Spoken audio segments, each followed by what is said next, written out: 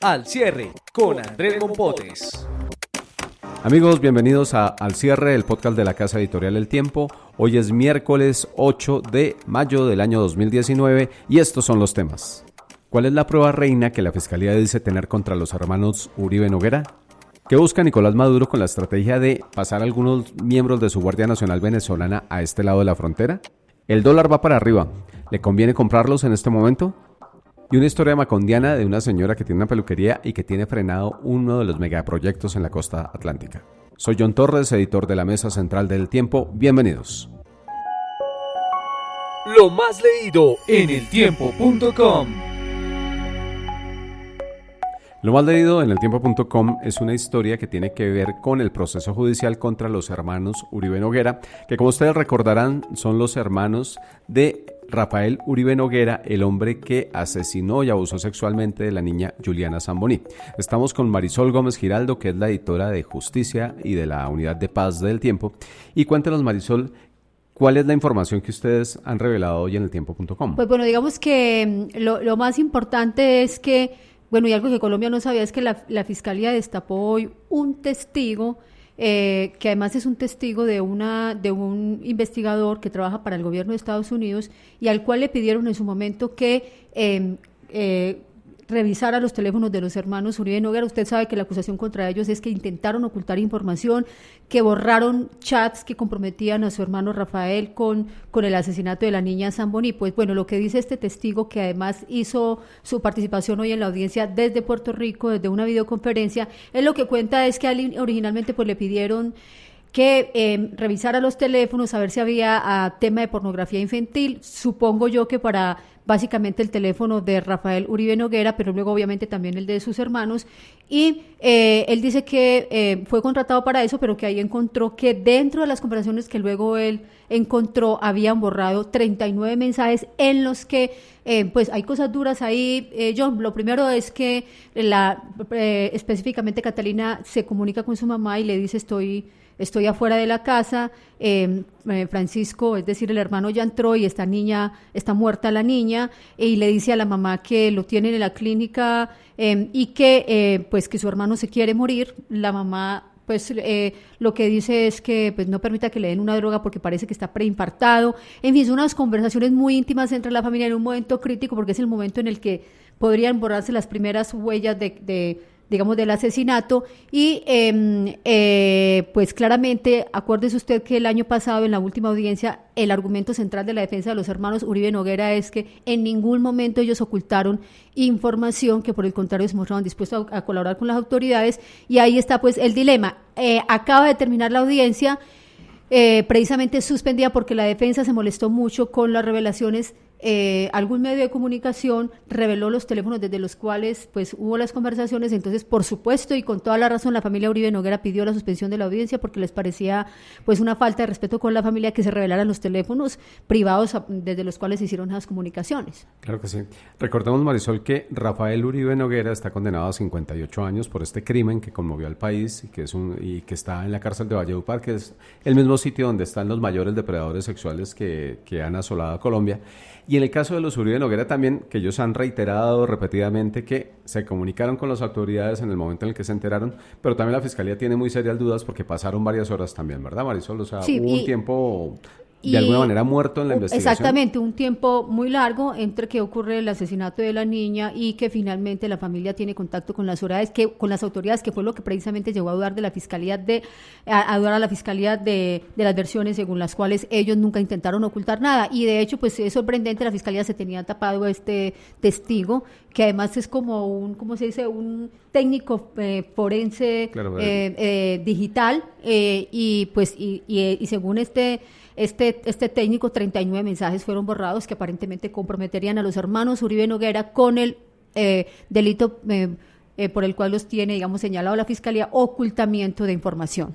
¿Cuándo sigue la audiencia y qué viene de aquí en adelante? Pues hoy no dijeron realmente cuándo continúa la audiencia, sino que, digamos, cuando estaban en el momento en que la defensa de los Uribe Noguera le hacía preguntas al técnico digital, hubo un momento en que la familia aparentemente se comunicó con el abogado, le dijo que por favor pidiera la suspensión porque había algún medio de comunicación que había revelado los teléfonos desde los cuales se habían hecho ese intercambio de información y un par de teléfonos de los que supuestamente pues se dice que fueron los que borraron los mensajes. Entonces en este momento simplemente quedó suspendida, no sabemos cuándo, pero bueno, es un caso que se robó la atención del país y que se la sigue robando John por todo lo que pues por lo que significan los niños y por lo que significa en todo caso el prestigio de la familia Uribe Noguera en Colombia. Claro que sí, Marisol, pues en eltiempo.com y por supuesto en El Tiempo Impreso vamos a estar muy pendientes de esta noticia. Muchísimas gracias.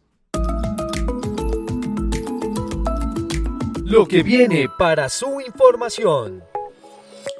En lo que viene estamos con don Eduardo Soto, que es el editor de Internacionales del Tiempo, y nos va a contar qué está pasando y qué va a pasar sobre todo en Venezuela, porque continúa la presión del régimen madurista en contra de los políticos opositores. Eduardo, ¿qué ocurrió este día?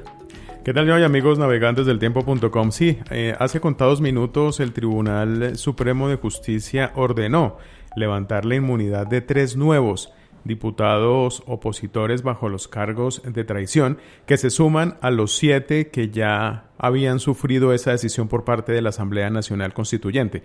Así, de esta manera, suman 10 los diputados opositores que serían objeto de un proceso por parte de la Fiscalía y muy probablemente, de continuar las cosas como van y teniendo en cuenta los antecedentes, podrían ser enviados muy pronto a prisión, según lo que se ha notado en otros casos. La pregunta del millón, ¿qué va a pasar con Guaidó?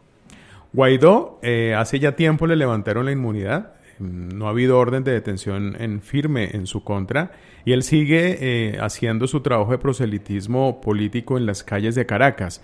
Recordemos, John, que el gobierno de Estados Unidos y también los gobiernos de la región que no están con Maduro han dicho varias veces que cualquier detención de Juan Guaidó o cualquier atentado contra su vida o cualquier acto de intimidación puede ser una línea roja que podría desencadenar cualquier tipo de salida, particularmente de Estados Unidos. Entonces, de momento, Juan Guaidó de alguna manera sigue blindado, a pesar de que en este momento, como presidente del legislativo venezolano, ya no tiene la inmunidad parlamentaria que le correspondería. Claro. Eduardo, hablemos de otro elemento, de otra situación que últimamente ha estado pues sonando muchísimo en el tema de las relaciones de Colombia con Venezuela, y fue la incursión de 40 militares venezolanos en territorio del norte de Santander. ¿Cómo puede leer uno este evento? ¿Usted cree que se trata de algo accidental? ¿Qué pudo haber pasado?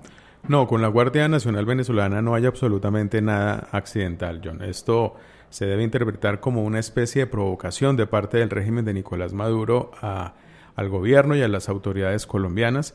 Ya antes se habían presentado este tipo de incursiones precisamente en momentos de gran tensión, en momentos de crisis en las relaciones entre los dos países. Normalmente la Guardia Nacional ingresa a territorio colombiano para enviar una especie de mensaje al gobierno colombiano y también a las fuerzas militares colombianas, pero eso no es más que una provocación. Afortunadamente, Colombia ya de alguna manera está acostumbrada a manejar este tipo de cosas y asume este tipo de actividades con suma cautela.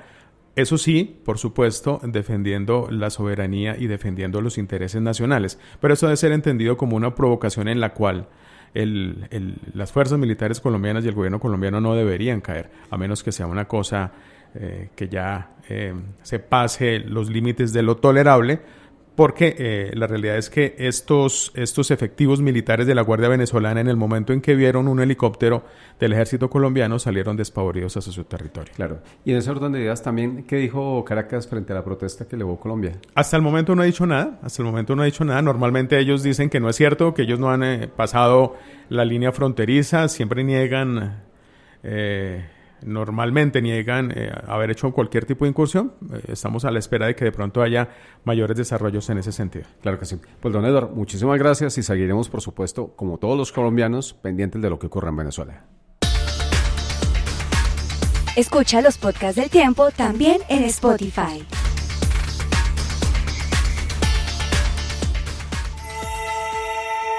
La cifra del día.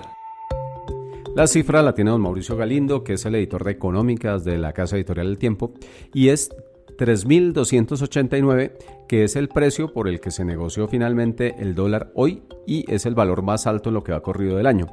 Y estamos hablando, Mauricio, de un informe que tiene Económicas y que le dice a la gente si es finalmente buen negocio o no arriesgarse a comprar dólares en este momento. Bueno, este precio del que hablamos en este momento es la tasa representativa del mercado, que corresponde a las negociaciones que se hacen en los bancos. Hay otro mercado que es al que vamos los ciudadanos de a pie, la gente de carne y hueso, que es los cambistas, lo que antes llamábamos casas de cambio.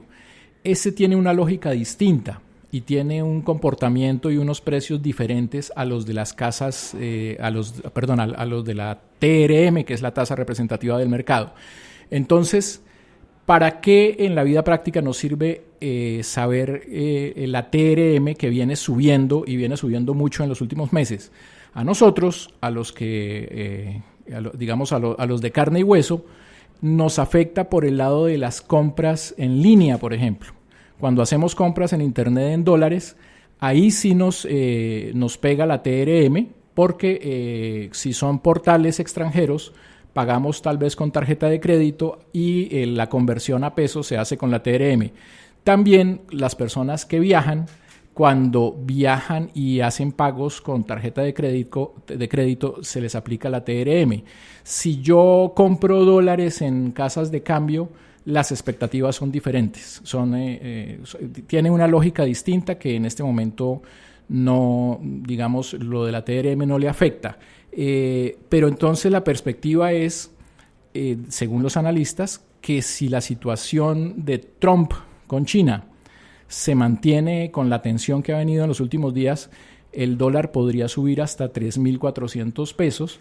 Es decir, que quien vaya a hacer en los próximos días o semanas transacciones con tarjeta de crédito probablemente va a tener que pagar más caro. Claro, y en ese orden de ideas, mejor hacerlo ahora que si necesariamente tienen que mover esa plata a corto plazo o a mediano plazo, mejor hacerlo. Es posible que sea mejor apresurar ciertos gastos del corto plazo antes de que se suba más, a no ser que ocurra un milagro y que Trump y China se pongan de acuerdo de aquí al viernes, que yo no creo que vaya a pasar eso. Yo creo que esa tensión va a seguir. Mauricio, una duda también adicional.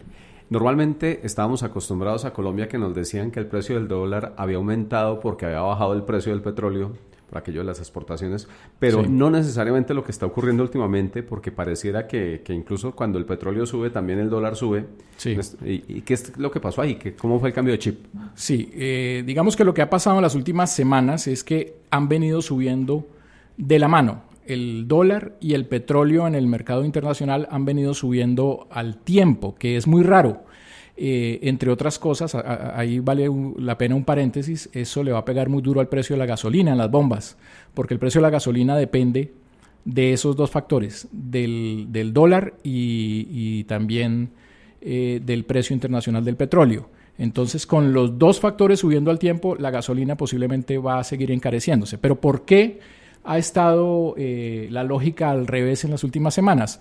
Porque el dólar en el mercado internacional le están afectando dos cosas. El precio del petróleo efectivamente en Colombia presiona el dólar hacia abajo, pero en las últimas semanas el dólar está siendo presionado por una fuerza contraria, que es la incertidumbre global, que se acentuó con la pelea de Trump de la última semana contra China. Entonces, en esas dos fuerzas que entran en conflicto, una presionando el dólar hacia abajo y la otra presionando el dólar hacia arriba, en este momento está ganando la partida la incertidumbre, el nerviosismo sobre un enfriamiento global de la economía. Claro que sí. Pues Mauricio, muchísimas gracias. Vamos a estar, por supuesto, muy pendientes de lo que pasa en los mercados. Bueno, muchas gracias. Escucha Padres sin Instrucciones, el nuevo podcast del Tiempo. Todo lo que nos pasa como papás desde el día en que empezamos a hacerlo.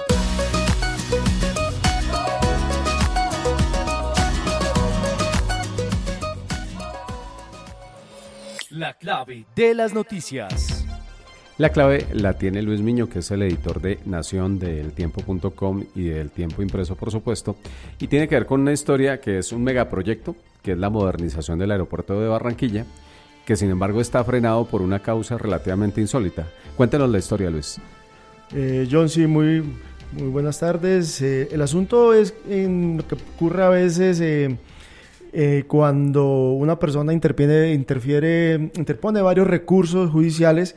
Resulta que pues la idea que tiene el aeropuerto es, como usted lo menciona, ampliar el terminal y dentro de esos planes estaba mover algunos locales que existen y ponerlos en un lugar y reacomodarlos en el nuevo diseño que tiene el aeropuerto Ernesto Cortizos.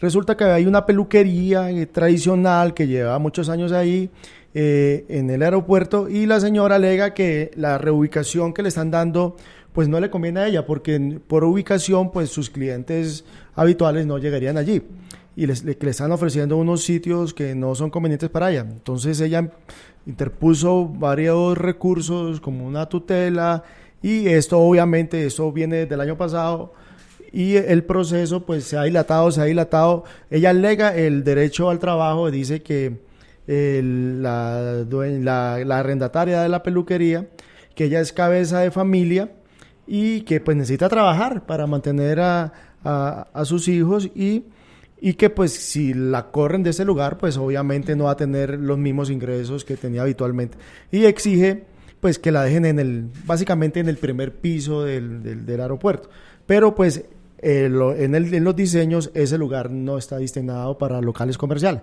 sino para poner los counters de las aerolíneas y esto obviamente pues hace que no se puedan adelantar las obras porque mientras ella esté en ese lugar pues ella no se ha mudado allí, dicen pues los obreros no pueden trabajar en este sector, cosa que tiene frenado todo este proceso de modernización. Claro que sí.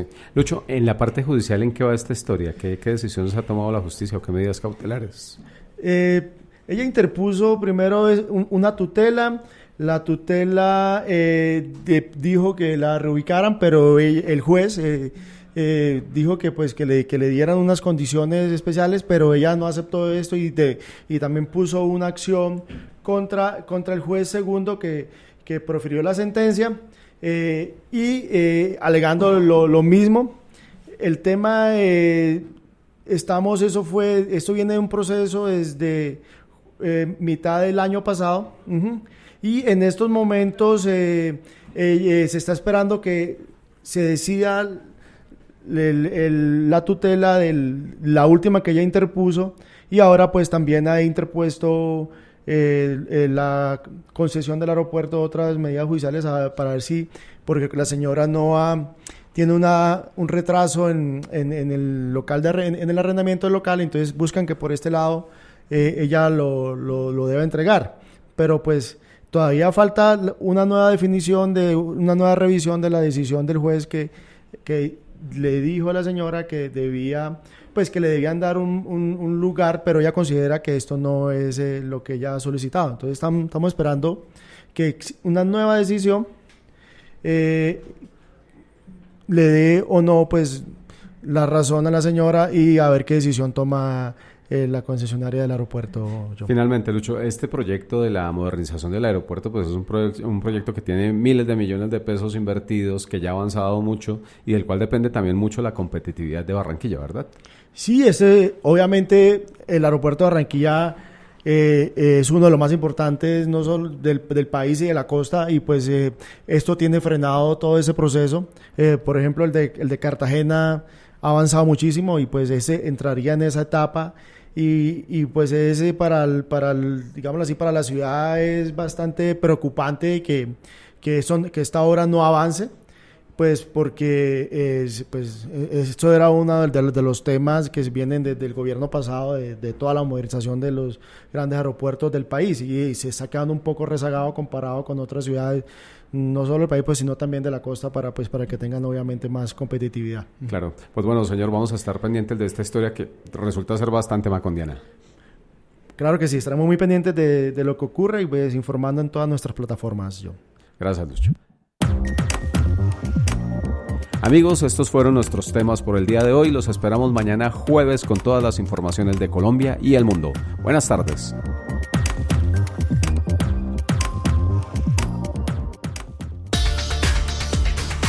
Escucha otros podcasts de El Tiempo ingresando a www.eltiempo.com/podcast.